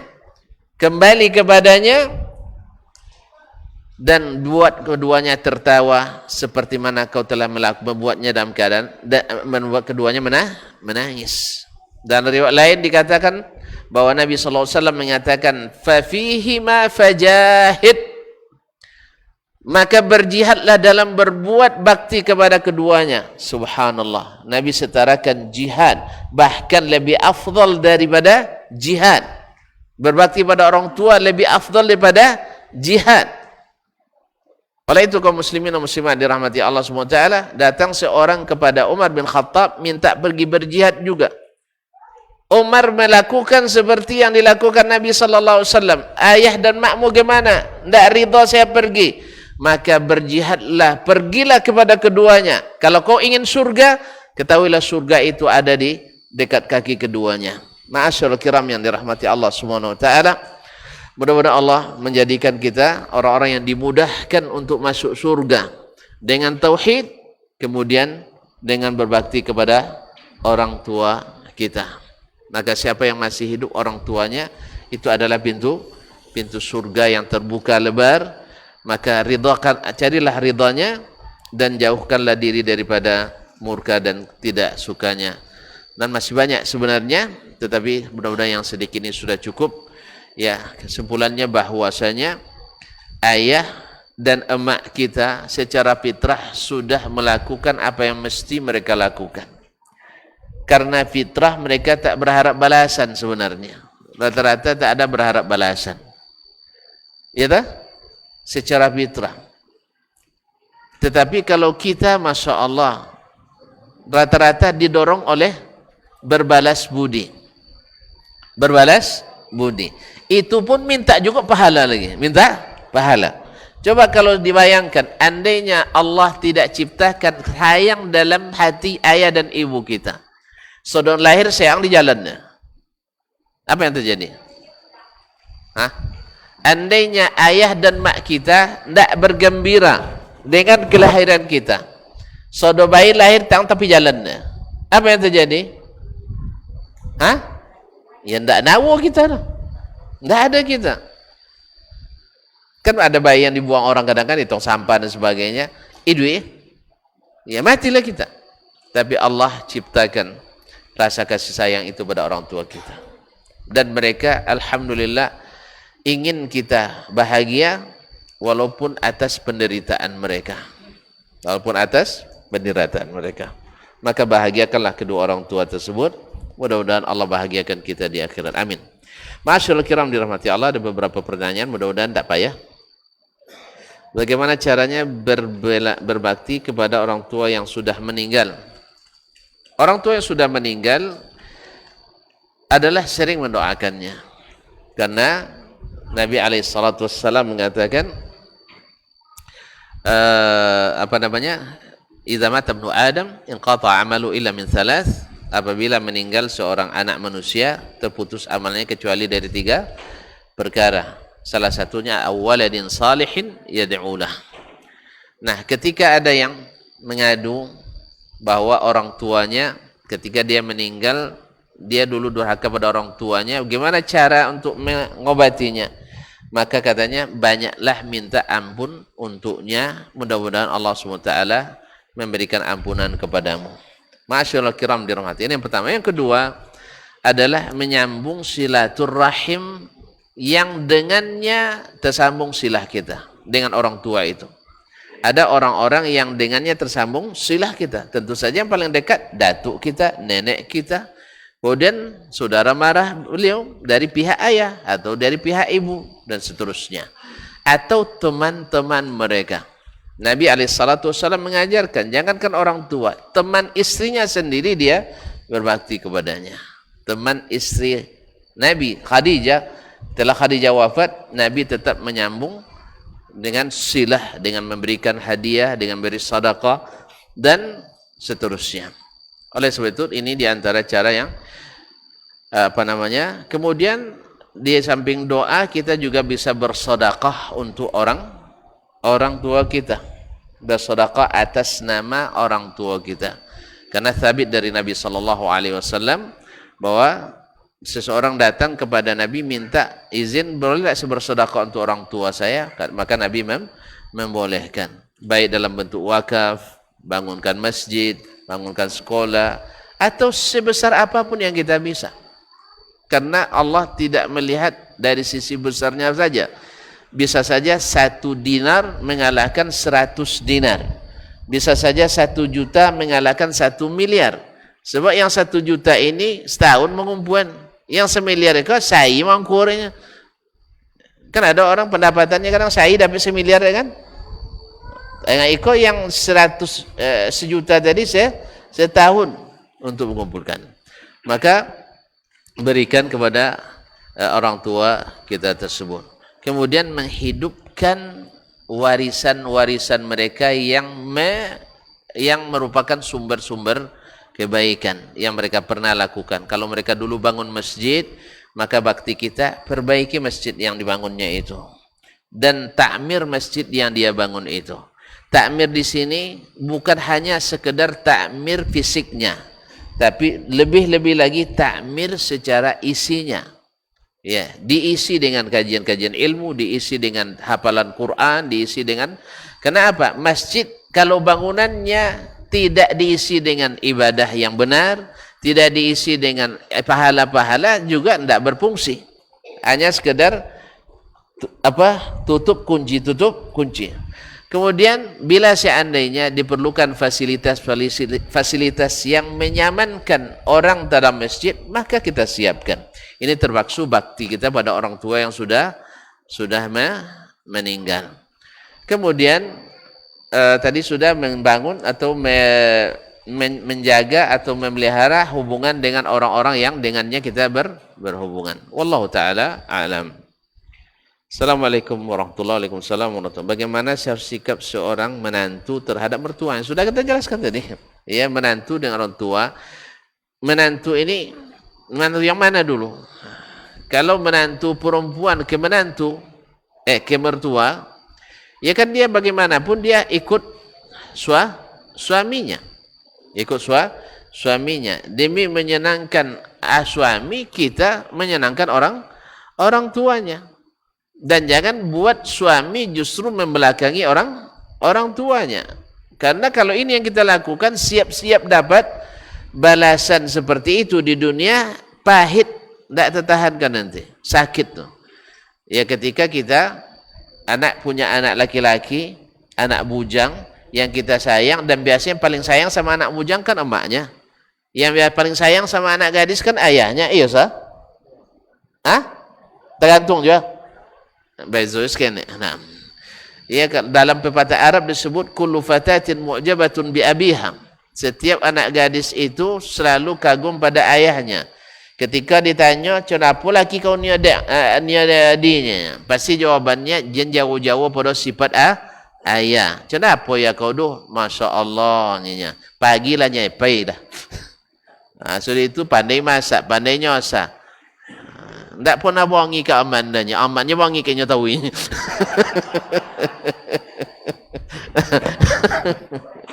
Nya tak pernah wangi ke aman wangi tahu kayaknya. Terlewat jadi bini macam itu. Dan sebaliknya, laki-laki juga kalau ditanya, "Contoh apa bini yang ketujuh dang?" Contoh, amak kalau masak copek, iya kan? Loloh, lambe. Kalau piti pandai je piti, mono dia dong daya dapat deh. Ini kaum muslimin dan muslimat dirahmati Allah SWT. Jadi sikap itu seperti anak sendiri, seperti anak sendiri kepada orang tuanya, Wallahul musta'an. Karena orang tua pasti merasa di awal-awal pada umumnya merasa tersaingi oleh menantunya. Dulu perhatian anaknya ke amaknya. Sekarang sudah digantikan oleh perempuan lain. Lah kadangnya bukan tuan nak ada. Sayang lagi kita kinjol kan? Itu harus pandai-pandailah istri untuk mengobati hati mertuanya yang tadi yang sedang bersedih dan merasa diambil orang yang disayangnya. Karena sayang ibu ke anak itu kan fitrah. Nah. Assalamualaikum Ustaz. Afwan Ustaz, pertanyaan Anda di luar topik. Jawab juga, luar topik. Benarkah tidak boleh solat di masjid yang ada kuburannya? Siko ndak ada, ya tonyong juga. Siko kan ada kuburan lah, ya tonyong lah. Tapi kalau sampai nanti ke Masjid Nabawi misalnya, ada kubur situ, tonyong, bapak coro Ustaznya. Kalau di Siko, cailah masjid yang ndak ada kuburan. Selamat kita. Kemudian nanti kepada seluruh kaum muslimin, kita serukan apa yang diserukan oleh Nabi SAW. Jangan membuat tempat-tempat yang suci ini menjadi tempat berdebat panjang. Karena Nabi melarang kita menjadikan kuburan sebagai tempat ibadah. Sebab akan terjadi kultus terhadapnya. Oleh itu, jangan berijtihad. Kalau Nabi sudah katakan tidak usah berijtihad lagi. Itu masalahnya orang-orang dulu berijtihad dia sehingga banyak kuburan yang dekat masjid. Alasannya kalau lek masjid dak ngawang abang tahu ininya. Kalau lek salat ndak ada ngawang abang ndak masalah nah. Tapi kalau ndak pernah salat walaupun dikuburkan di mihrab masjid ndak ada gunanya dah. Ndak ada gunanya. Justru tambah tersiksa hati. Menangis. Asam kandis, asam gelugur, ketiga asam riang-riang, menangis badan di dalam kubur, ingat badan tak sembahyang. Jadi tak ada gunanya karena terputus amal tadi. Jelas? Makanya kalau nak ngawazan waktu idui bapa halo, kalau lah mati tak ada. Tak ada. Makanya dengarkan di masa hidup.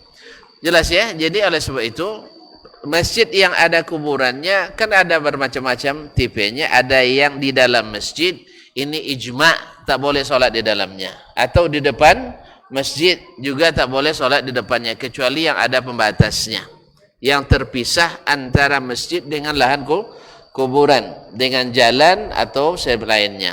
Yang ketiga bahwa solat ke masjid atau solat ke menghadap kuburan dengan niat nyembah kuburan ijma' itu syiriknya. Lah jelas tak?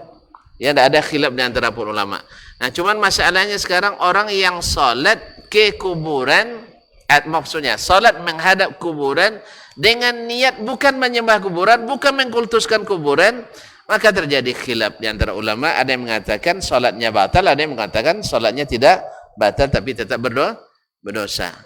Gitu oleh awallah solat tetap berdosa. Maka jauhkanlah masjid dari kuburan atau kuburan dari masjid. Bukankah Nabi kita alaihissalam dulu ketika nak bangun Masjid Nabawi itu kan bekas kuburan kaum musyrikin dulu. Maka Nabi pindahkan kuburan itu baru dibangun masjid. Jangan jadi alasan. Maka Masjid Nabawi kan di kuburan. Kuburan Nabi di Masjid Nabawi. Antum keliru. Ya, tidak bisa dikiaskan dari berbagai sisi. Pertama, Nabi wafat dikuburkan di tempat beliau wafat.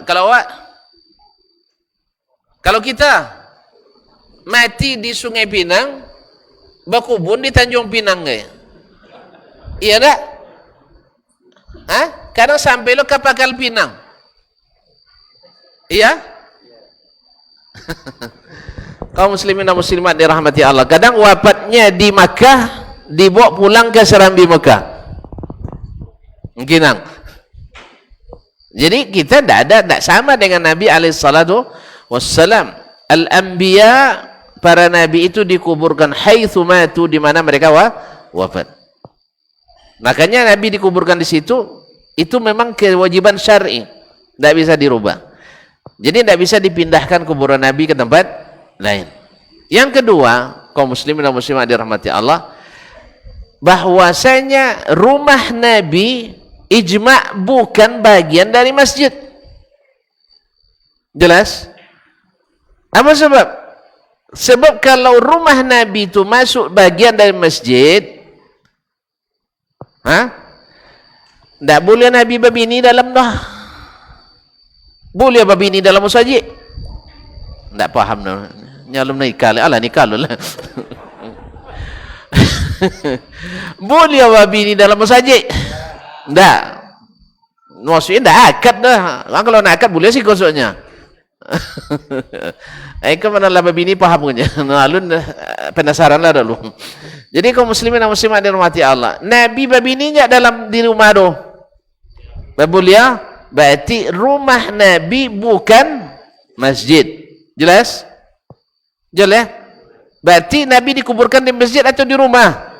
Alhamdulillah. Maka keliru besar orang yang mengatakan Masjid Nabawi dalam masjid. Jelas? Jelas pun tak? Jelas. Makanya kuburan Nabi di rumah Nabi, bukan di masjid Nabi. Itu harus dibedakan. Yang ketiga, ketika dibangun perluasan pertama oleh di zaman Abdul Malik ibn Marwan, Khalifah Bani Umayyah, perluasan ke arah timur yang membuat posisi jemaah sebelah kiri kalau di sitan. Mana timur gini kah? Nah, sekarang agak bezolara kan. Jadi sebelah kiri ke arah timur, Tausi'ah Syarqiyah, itu ditentang oleh kebanyakan ulama masa itu. Ulama tidak setuju. Karena Nabi melarang orang sholat menghadap kuburan. Tetapi yang namanya penguasa, walaupun ulama tidak setuju, kadang-kadang dilanjutkannya. Apalagi mungkin ada sebagian yang khilafnya. Nah, itu masalahnya. Ya kan itu? Akhirnya tetap dilanjutkan. Sebenarnya sebagian besar ulama tidak setuju. Kalau tidak perluas masjid, perluas ke arah barat. Dan ke arah selatan, utara. Nah, ke arah timur tidak. Karena akan menyebabkan perselisihan. Dan memang hasilnya memang kita hari ini berselisih. Tu orang di Masjid Nabawi sholat menghadap kuburan Nabi SAW, sehingga tapaso dan kodok melak. Itu dah. Nah, jangan tuan-tuan tuduh dan sholat menghadap kuburan Nabi. Soalnya tidak masalah, sebab kuburan Nabi di luar masjid. Jelas? Nah, yang keempat, bahwa kuburan Nabi SAW tadi rumah beliau bukan masjid, juga sudah dibatasi atau dipisahkan dari masjid dengan 3 lapis dinding. Dengan 3 lapis dinding. 3 lapis dindingnya. Temboknya. Ada besi, ada tembok. Jadi makanya Masjid Nabawi tidak ada di dalamnya kuburan Nabi SAW, tapi yang ada di sampingnya ada kuburan Nabi dengan alasan tadi. Oleh itu kaum muslimin dan muslimat dirahmati Allah, mungkin barangkali perlu disebutkan sekarang, sebab tidak sedikit klaim dari sebagian orang-orang yang, ya Allah musta'an, semoga Allah memberikan hidayah kepada kaum muslimin, mengklaim bahwa syekh-syekh mereka kadang masuk sendiri ke kuburan Nabi SAW. Kan kodok dong, masuk ke kuburan Nabi, mati tu masuk kuburan. Ya. Waktu atau duta? Jadi klarifikasi dari Presidium Pengelola Masjidil Haram dan Masjid Nabawi, dari keterangan mereka menyebutkan sejak tahun 881 Hijriah tidak ada lagi orang yang masuk langsung ke makam Nabi SAW.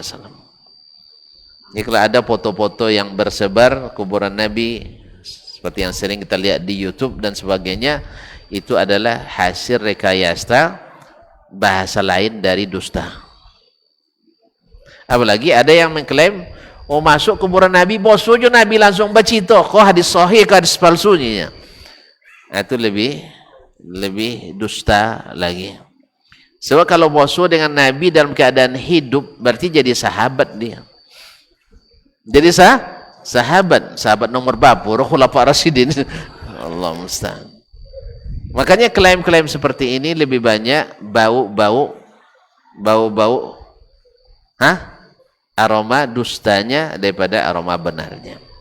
Ya, sejak tahun 881 Hijriah tidak ada lagi orang yang diizinkan masuk ke dalam kuburan Nabi sallallahu alaihi wasallam.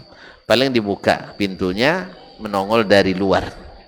Ya, kalau datang Pak Presiden misalnya, saya pada hari itu ketika Pak SBY jadi presiden, saya pun waktu itu presiden pula, presiden mahasiswa Indonesia se Arab Saudi. Iya, waktu itu. Tapi kami tidak namakan presiden waktu itu. Awalnya buat presiden, lego orang nomor kan. Ketua umum Forum Silaturahim Pelajar dan Mahasiswa Indonesia se Arab Saudi. Kan presiden di nomor. Sang socik kampus lah presidennya kalian nomor. Ikon tak sodo kampus. Nah, iya. Anda diajak untuk menemani beliau untuk berkunjung ke Masjid Nabawi. So dia bisa masuk studio. Ya, bisa lo dutuk kena dia kan. Bosu jonah nabinya. Auzubillah. Mana ada kaum muslimin dan muslimat dirahmati Allah, kecuali hanya dongeng-dongeng orang yang mengklaim bisa mukasyafah, bisa macam-macam, bisa melihat alam gaib. Dan kita dilarang oleh Allah SWT mengklaim masuk ke alam gaib, kecuali antum sudah gaib. Nah, kalau dah gaib itu lah ngaku kan lah sampainya ke alam gaib dulu kan, ke alam barzakh. Cuman tak ada koneksi lah, tak ada sinyal lagi.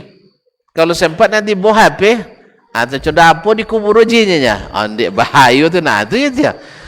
Kalau sempat itu terjadi, tak lo selewa makan le bakwan tak lama lah tu dah. Jadi oleh sebab itu kaum muslimin dan muslimat, ya kalau ada yang klaim-klaim nanti masuk ke kuburan Nabi, itu adalah banyak diantara atau semuanya adalah kebohongan belaka. Karena banyak yang menginikannya, mempublishnya. Syekh kami masuk ke kuburan Nabi, lalu bercakap dengan Nabi dalam keadaan hidup, dalam keadaan dalam keadaan sadar. Lalu saya tanyakan hadis ini sahih apa tidak? Oh sahih, ini dhaif. Kalau gitu untuk apa Ibnu Hajar payah-payah menghukum hadis lagi? Imam Bukhari payah-payah meriksa hadis Ad-Daraqutni dan sebagainya. Mereka jauh lebih dekat kepada Nabi daripada syekh-syekh kita yang sekarang ini. Mereka lebih dekat ke Nabi daripada syekh-syekh kita yang sekarang. Tak pernah Daraqutni mengklaim. Imam Al-Bukhari, di mana dia tulis sahihnya? Imam Al-Bukhari, di mana tulis dia? Tulis terakhirnya. Di habis di Raudhah. Raudhah di mana? Ya, Jolin tak pernah ke Madinah, baru jadi kumpul piti capek kaum muslimin. Di Ar-Raudhatis Syarifah. Beliau menyalin terakhir naskah akhir yang akan dipublikasikannya itu di Raudhah Asy-Syarifah. Kalau orang pergi umrah macam buat masuk kan bang ya, atau haji, jemaah haji. Di Ar-Raudhah Asy-Syarifah, setiap menulis satu hadis, beliau salat 2 rakaat istikharah. Dalam riwayat lain dikatakan setiap satu bab beliau istikharah. Jelas? Anda apa nanya nyabu dah? Rasulullah ikut le sahih kan dah? Mananya tuan-tuan lebih mulia Imam Bukhari, lebih tinggi kewaliannya daripada syekh-syekh kita. Ayo. Tak usah jauh lah dulu. Antara Imam Al-Bukhari dengan Imam Al-Ghazali alaihi rahmatullah, mana yang lebih hebat walinya, Imam Bukhari atau Imam Al-Ghazali? Ulang li agung pancon doh. Mana yang lebih hebat, Imam Al-Bukhari daripada Imam Al-Ghazali? Al-Bukhari. Alhamdulillah. Jelas? Tapi tak pernah ada klaim dari Imam Al-Bukhari bahwa hadis pertama saya tanya langsung ke Nabi sallallahu alaihi wasallam, ya Rasulullah, ketolong Rasulullah. Jangankan kita, Imam Abu Bakar As-Siddiq radhiyallahu taala anhu, ketika beliau nak memerangi orang murtad dan orang yang tak mau bayar zakat, kan diprotes oleh Abu Umar kan? Kan diprotes oleh Umar, "Atuqatilu man qala la ilaha illallah?" Apakah kau akan memerangi orang yang mengucapkan la ilaha illallah? Karena ada hadis mengatakan umirtu an uqatilan nas hatta yaqulu la ilaha illallah, atau asyhadu an la ilaha, saya disuruh memerangi orang sampai mengucapkan la ilaha illallah. Ini mereka mengucapkan la ilaha illallah, kenapa diperangi? Ya tak? Terjadi khilaf enggak? Terjadi khilaf enggak? Terjadi. Sadia mau apa ke Rasulullah marnya? Tanyong ke Rasulullah, ternyata tidak. Antara Muawiyah dengan Ali bin Abi Thalib terjadi peperangan enggak? Terjadi. Apapun sebabnya, yang penting terjadi apa enggak? Apa enggak tanyong ke Rasulullah langsung deh. Lih. Podawaan tabantah jongnya ya kan? Daripada kita berkelahi, daripada kita tidak sepaham, kan ada Rasulullah itu. Ayo kita tanyakan ke Rasulullah sallallahu alaihi wasallam. Kan ayat joleh kan, bila kalian berselisih kembalikan pada Allah dan Rasulullah sallallahu alaihi wasallam. Tidak ada pula mereka pergi ke kuburan Nabi. Assalamualaikum bih. Tidak ada. Lalu tiba-tiba syekh yang dari mana datangnya, ya, mengklaim bahwa dia bertemu dengan Nabi alaihi salatu wassalam langsung. Allahul musta'an. Makanya yang demikian itu kebanyakannya adalah karangan belaka. Tapi subhanallah tidak sedikit yang percaya. Bahkan lebih banyak yang percaya daripada yang tidak. Kalian tak percaya apa nabi kalian, syekh kalian kan tak ada wali dah. Dan wali syekh kami sodo. Tak bejar lah. Kalau itu syarat wali mesti boswo nabi dalam keadaan jago, ayat tidak ada syekh kami dah. Tak ada syekh kami. Imam Bukhari tak jono. Imam Muslim tak jo, Tirmizi tak, Abu Daud tak, Ahmad tak, Syafi'i tak. Kalau itu syarat wali. Tapi kalau syarat wali itu adalah ikut Nabi, alhamdulillah syekh kita semuanya wali. Alhamdulillah. Dan awak berharap juga jadi wali, minimal wali murid. Atau wali nikah. Baiklah kaum muslimin dan muslimat dirahmati Allah SWT. Ini kadang telah dakwah-dakwah wali ini yang jadi masalah. Jadi bapa coro diakui wali, termasuk buat cita-cita aneh. Maka dia lahirlah pernyataan salah seorang ulama, kalau kamu nak tahu dungunya seseorang, coba ceritakan kepadanya yang cerita yang tidak masuk akal, tu dia temo dia. Berartinya iza aradta an ta'rif as-safih fa akhbirhu bi ajaib fa in saddaqaha fa'lam annahu safih atau ahmaq. Kalau kau tahu orang nak dungu, maka tolong ceritakan kepadanya kisah-kisah aneh. Kalau cepat percaya, berarti dia ya, kata ulama, bukan saya lupa siapa yang mengatakannya. Apakah, kalau saya tidak keliru, Abdurrahman ibn Mahdi. Tapi salah seorang ulama yang menyebutkannya, kalau nak tahu seseorang itu safi atau ahmaq, maka ceritakan kepadanya kisah-kisah aneh yang tak masuk akal. Contohnya tadi, Abu Bakar tak wasfu je Nabi dah. Syekh awak wasfu je Nabi. Padahal mana yang lebih penting? Memutuskan perkara yang dihadapi oleh Abu Bakar atau antara Ali dan Muawiyah, dari hanya sekedar menanyakan hadis tentang fadilah bulan Rajab misalnya. Mana lebih harus ditanyakan ke Nabi? Ambo ulang lihat. Mana yang gedang masalahnya? Itu bahasa Indonesia adalah mana yang lebih besar masalahnya? Memutuskan perselisihan darah tadi. Yang kan ujungnya kan darah tuh. Antara Abu Bakar dan Umar dalam masalah memerangi orang yang tidak bayar zakat. Abu Bakar perangi, Umar jangan. Terjadi khilaf kan? Walaupun akhirnya Umar ikut juga. Karena Abu Bakar dengan azimah yang kokoh, wallahi la uqatilannahum, demi Allah saya akan perangi walau baqitu wahdi, sekalipun saya sendiri. Nengah itu ikon dah bisa dilawan kan Umar. Abu Bakar kan subhanallah hazim, orangnya kokoh walaupun kurus tapi kokoh. Awak Guyah. Allah musta'an. Jadi kaum muslimin dan muslimat, itu lebih penting ditanyakan ke Nabi. Podo babanta wajib mau ke kuburan Nabi waktu kan lalu bapagau kuburan Nabi lah. Kan lalu bapagau lah. Belum berpenjaga, bebas orang masuk ke dalamnya. Masih ada Ummul Mukminin di situ. Aisyah radhiyallahu taala anha. Masih kan ada Aisyah situ dia. Lalu apa? Ke situ? Nah, jadi kaum muslimin dan muslimat tinggal minta izin ke Ummul Mukminin Aisyah, ya Ummul Mukminin, kami nak bos wajah Rasulullah. Iko masalah genting ke, masalah apa orang nak tanya ke Nabi, ibu beliau atau enggak? Tapi tidak ada. Ali bin Abi Thalib dan Muawiyah terjadi perselisihan masalah khilafah, kepemimpinan umat. Besar apa kecil masalahnya? Besar. Harusnya kenapa mereka tidak tanya ke situ? Mereka para wali semua itu. Kan wali semua itu. Ya? Cuma tidak penutup itu ajanya. Nah, jadi kaum muslimin dan muslimat dirahmati Allah, tidak ada mereka bertanya. Makanya ini kalau ada yang menceritakan dan bos wajah Nabi pensu umroh misalnya, kalau boleh umroh so dan tu ceraman so bulan depan dulu. Potong dah bosnya nak binang ninya. Kosan hadis yang sampai potong dak ada sahih cayo tuan-tuan. Kalau cayo berarti kalau cayo berarti gitu. Jadi kalau cayo tuan-tuan berarti ada masalah tu.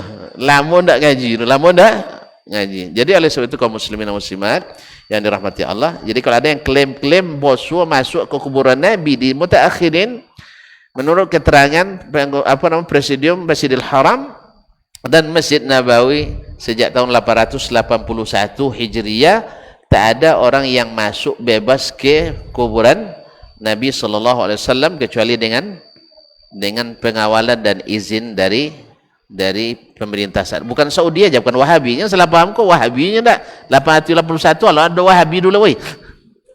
Tahu enggak? 881 tambah 500 berarti tahun 1300-an Masehi.